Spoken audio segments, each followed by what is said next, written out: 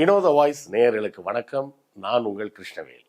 இன்னைக்கு இன்று மாலை என்ன பார்க்க போறோம்னா, திருப்பரங்குன்றம் சார்பாக இப்போது வந்திருக்கக்கூடிய தீர்ப்பு. இந்த தீர்ப்பு உயர்நீதிமன்றத்தில் என்ன சொல்லியிருக்கிறாங்க, இந்த தீர்ப்பு வந்ததுக்கு காரணம் எதன் மீதான தீர்ப்பு அப்படிங்கிற விஷயத்த எல்லாத்தையும் விரிவாக பார்ப்போம். நம்ம வீடியோவில் அடிக்கடி நம்ம அப்புறம் நண்பர்களே புத்தகம் வாங்குன்ற போடுறதெல்லாம் நிறைய பேர் கேலி பண்ணுறாங்க. கேலி கிண்டல்லாம் பற்றி நம்ம கவலைப்பட வேண்டிய அவசியம் இல்லை. எத்தனையோ காமெடி பண்ணுறவங்க சேனல்லாம் என்ன பண்ணுறாங்க, என்ன சப்போர்ட் பண்ணணும்னு நினச்சிங்கன்னா நீங்கள் பணம் அனுப்புங்கன்னு கேட்குறாங்க. நம்ம என்ன பணம் அனுப்புங்கன்னு கேட்குறோமா? சேனல் நடத்த பணம் தேவைப்படும். அப்படி தேவைப்படக்கூடிய பணத்தை நீங்கள் புத்தகம் வாங்கினால் உங்களுக்கு புத்தகங்கள் வாங்கிய அந்த புத்தகங்களாகிய அறிவாயுதம் உங்கள் கைக்கு கிடைக்கும். அதன் மூலமாக எங்களுக்கு கிடைக்கக்கூடிய பணத்தை வைத்து நாங்கள் இந்த சேனலை நடத்த முடியும் அப்படின்னு தான் நம்ம சொல்கிறோம்.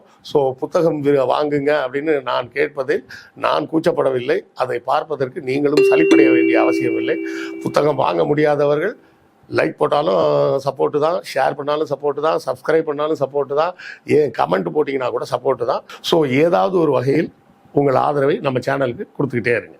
ஏற்கனவே நம்ம ஒரு வீடியோ 2 வீடியோவில் இந்த திருப்பரங்குன்ற இஷ்யூவை பற்றி நம்ம தெளிவாக பேசியிருந்தோம்.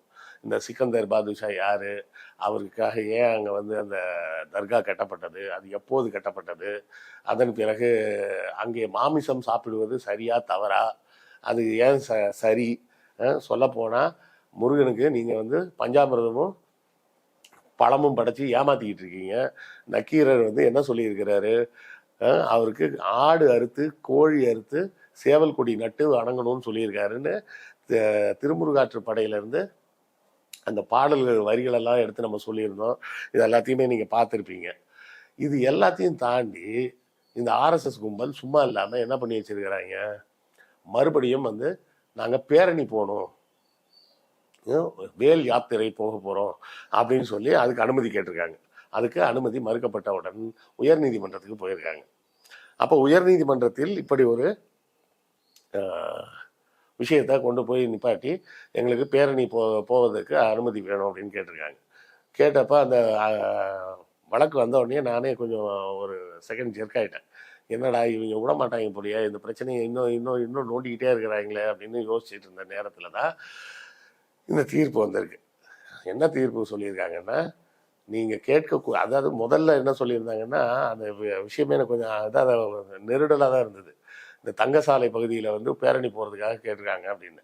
தங்கசாலை பகுதியை அவங்க தேர்ந்தெடுத்ததுக்கு காரணம் என்ன, அங்கே இருக்கிறது பூரா மார்வாரி குரூப்னா இந்துத்துவாவுக்கு ஹெல்ப் பண்ணும் அப்படின்ற ஒரு கணக்கை போட்டு தான் அந்த பகுதியை பேரணிக்கு கேட்டிருந்துருக்காங்க. கோர்ட் அப்போவே சொன்னது என்னன்னா, தெளிவாக அதுக்கு பதில் அவங்க தெளிவாக சொல்லியிருக்கிறாங்க. மதுரையில் நடக்கக்கூடிய பிரச்சனைக்கு சென்னையில் என்னடா பேரணி, பிரச்சனை மதுரையில் நடக்குது, மதுரையில் பேரணி போக போகிறேன்னு சொல்லி கேட்டிருந்தா கூட அதில் ஏதாவது ஒரு அர்த்தம் இருக்குன்னு சொல்லலாம். அதை விட்டுட்டு நான் சென்னையில் பேரணி போக போகிறேன்னு கேட்குறீங்களே, இது என்ன கான்செப்ட், என்ன லூசுத்தனமாக இருக்குது. அந்த இடம் போக்குவரத்து நெரிசல் மிகுந்த பகுதி அப்படிங்கிறது ஓகே. அதுவும் அந்த ரோடு பார்த்திங்கன்னா சாதாரண நாட்களில், அதுவும் மத்தியானம் ஒரு 12 மணி 1 மணி அந்த மாதிரி டிராஃபிக் இருக்காதுன்னு நினைக்கக்கூடிய நேரங்கள்லேயே நெரிசலாக இருக்கக்கூடிய பகுதி அது. அந்த சென்ட்ரல் ஸ்டேஷனில் தொடங்கி அப்படியே அந்த யானைக்கவுனி போலீஸ் ஸ்டேஷன் வர போனோம்னா அந்த ரோடே ஒரு மாதிரி ஃபுல் கசன்னு இருக்கும். பழைய காலத்து ரோடு வேற, ரொம்ப சின்னதாக வேற இருக்கும். ரோடும் ரொம்ப பெருசாலாம் இருக்காது. எதிரெதிராக 2 கார் வந்துச்சுனாலே டிராஃபிக் ஆகிடும். அந்த ரோட்டில் போய் நாங்கள் பேரணி போகிறோன்னு இருக்காங்க. ஏன்னா அப்போ தான் கொஞ்சமான ஆட்கள் வந்தாலும் நிறைய நிற்கிற மாதிரி தெரியும் அப்படின்னு நினச்சாங்களா என்னன்னு தெரியல. இது குறித்து பேசும்போது பத்திரிகையாளர் சத்யன் ஒரு செய்தியை சொல்லியிருந்தார், மிக முக்கியமான செய்தி. என்னன்னா, இந்த பாபர் மசூதியில் கொண்டு போய் ராமர் சிலையை வச்சாங்கல்ல, வச்சப்போ அந்த உள்ளூர் நிர்வாகிகள், அந்த உள்ளூர் அரசாங்க அதிகாரிகள் இருக்காங்களே, யாருமே எந்த நடவடிக்கையும் எடுக்கலையா. இது எப்போ நடந்திருக்குன்னா 49லே நடந்திருக்கு. 49லே கொண்டு போய் அந்த சிலை வச்சுருக்காங்க. அப்போவே இந்த நேரு தலைமையிலான அரசிலிருந்து, உள்துறையிலேருந்து இது மாதிரி அங்கே ஊரில் ஏதோ பிரச்சனைன்னு ரிப்போர்ட் வருது, என்னென்னு பாருங்கன்னு இருக்காங்க. அங்கெல்லாம் ஒரு பிரச்சனையும் இல்லைன்னு அந்த ஊரில் இருந்த ஆர்டிஓ, தாசில்தார், காவல்துறை அதிகாரி எல்லாருமே ரிப்போர்ட் கொடுத்துருக்குறாங்க. அதன் பிறகு தான் அந்த பிரச்சனை பெருசாகிருக்கு. அதுக்கப்புறம் என்ன பண்ணியிருக்காங்க, அவங்க பூரா வேலையை ரிசைன் பண்ணிட்டு ஆர்எஸ்எஸில் போய் சேர்ந்து அதுக்கப்புறம் தான் இந்த அயோத்தி கோயில் பிரச்சனையை கையில் எடுக்க ஆரம்பிக்கிறாங்க. கடைசியாக என்ன நடந்தது, கோயில் கட்டி முடித்த பிறகு இந்த அவங்கெல்லாம் செத்து போயிட்டாங்க அந்த அதிகாரிகள்லாம்.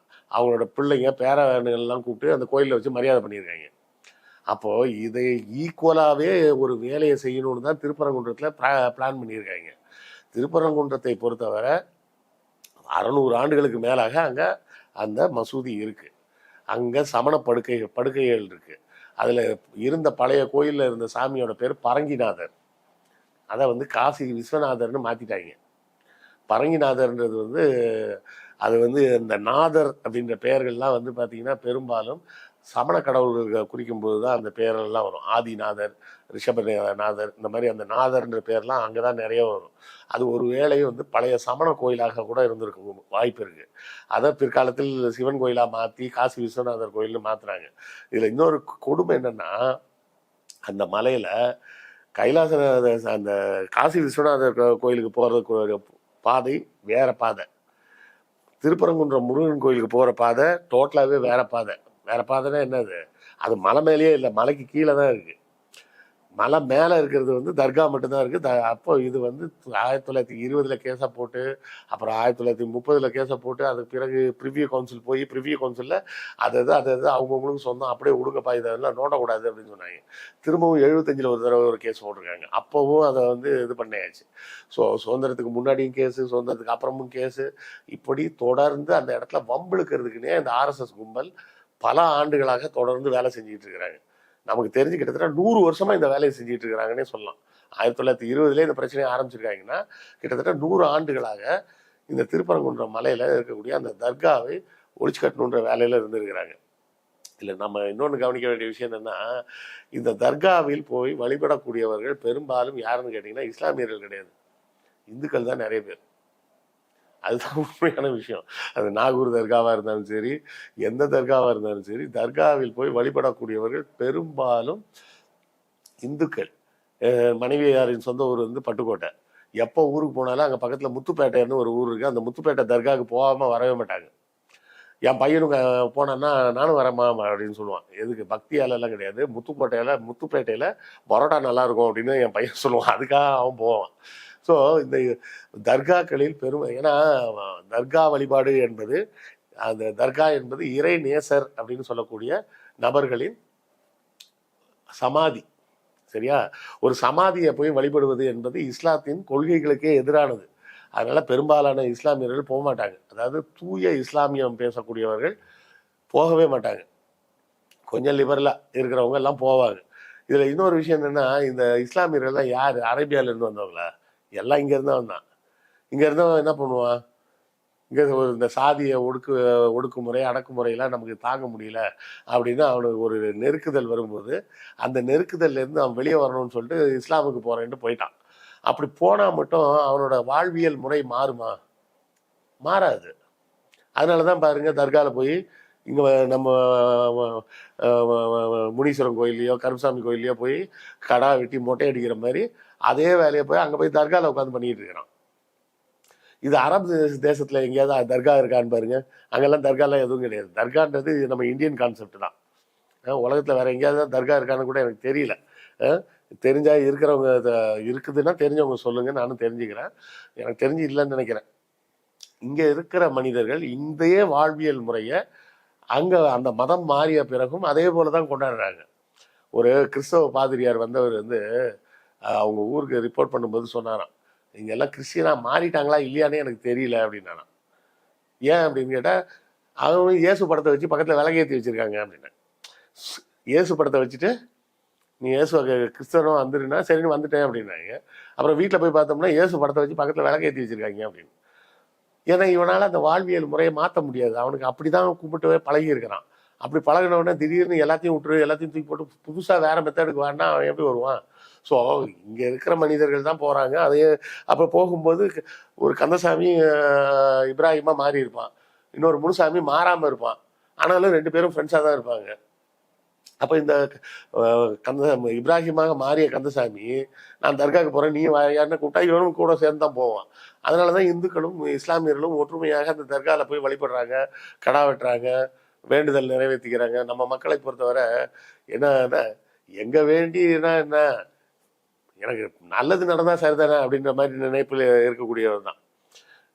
அதாவது பிரான்ஸ் நாட்டை சேர்ந்த மிகப்பெரிய தத்துவ ஞானி டிகார்டஸ்னு ஒருத்தர். ஃபிலாசபினாலே அவர் தான் பெரிய கில்லாடின்னு சொல்லுவாங்க. ஃபிலாசபர்ஸ் பெரும்பாலும் ஏத்திஸ்டாக தான் இருப்பாங்க.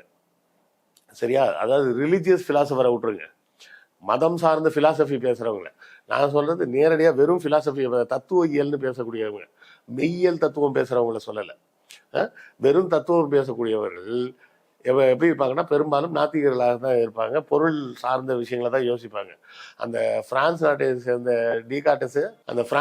சேர்ந்த டிகார்டஸே என்ன சொல்லியிருக்கிறாருன்னா, கடவுளை கும்பிடுவதில் ஒன்றும் தப்பு இல்லை இருக்கிற மாதிரி எனக்கு தெரியல அப்படின்னு சொல்லி வச்சிருக்கிறார். என்னடா இது குழப்பம் அப்படின்னு சொல்லிட்டு உள்ள போய் படிச்சு பார்த்தா தெரியுது. அவர் என்ன சொல்லி வச்சிருக்கிறாருன்னா, ஒருவேளை சொர்க்கம் நரகம்னு ஒன்று இருந்து தொலைஞ்சு நம்ம இங்கே கும்பிடாம போச்சுன்னா நஷ்டம் தானே, கும்பிட்டுக்கிறத கும்பிட்டு வைப்போம், அப்போ அது பலன் இல்லைன்னா போயிட்டு போட்டோம், ஒருவேளை பலன் இருந்தா அப்படின்னு அவரே கொஞ்சம் குழப்பி சொல்லி வச்சிருக்கிறாரு. ஸோ மதம் என்பது ஒவ்வொருவரின் தனிப்பட்ட நம்பிக்கை. சரியா? நாம பேசுறது மூட நம்பிக்கை எதிர்ப்பு தான், மதத்துக்கு எதிர்ப்புலாம் கிடையாது. நாம பேச மூட நம்பிக்கை எதிர்ப்பை இவங்க மத எதிர்ப்புன்னு நினைச்சுக்கிறாங்க. அதை பத்தி நம்ம எவ்வளவோ முறை விளக்கம் சொல்லியாச்சு. அவங்கவுங்க மதம், அவங்கவுங்களுக்கு நம்பிக்கை, அவங்கவுங்க நம்பிக்கையோட இருந்துங்க. அடுத்தவன் தட்டில் கை வைக்காதீங்க, அடுத்தவன் தட்டை எட்டி பார்க்காதீங்க. அதை தான் திரும்ப திரும்ப சொல்லும். கோர்ட்டும் அதைத்தான் சொல்லியிருக்கு அப்படிங்கிறது மிக மகிழ்ச்சியான செய்தி. அடுத்த காணொலியில் சந்திப்போம். உங்கள் கருத்துக்களை கமெண்ட்ல சொல்லுங்க. நன்றி, வணக்கம்.